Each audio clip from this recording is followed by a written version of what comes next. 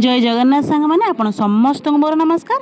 सबू भौणी मानक मोर आज सावित्री व्रतर शुभेच्छा और शुभकामना।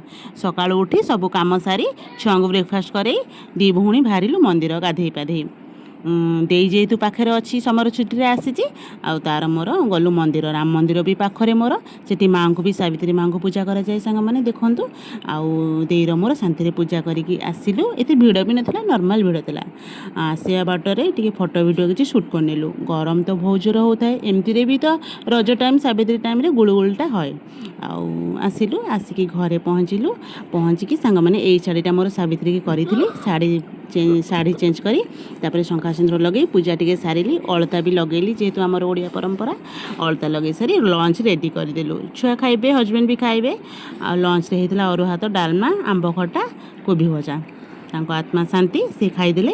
तापर सकाळू आम देर मोर किसी भी पी नथिलु खाली जा पूजा करके आसिकी भोग टे खाइलु सेतिकी बास। तापर एबे लस्सी पीलु तार गोटे ग्लास बनैली मोर भी गोटे ग्लास बनैली किछि ना सिंपल लस्सी नड़िया दही छेना एमती पकईकी लस्सी तार गोटे ग्लास ताको देली मु गोटे ग्लास पीली दी भौणी टे रेस्ट कलु बसिकी। तापर टे गपसप हेलु देर मोर तापर प्लानिंग है कौन ए बनैबा बनैबा कि फल फल काटबू। तापर हजबैंड शुणिले हजबैंड कहले किछि ना मो पाई जेहेतु करिच तमे ओषा देई को पाई तम पाई मु बनै दउछि काटी दउछि। मु कहले नाई एते कष्ट करे ना नाई नाई काटी दउछि।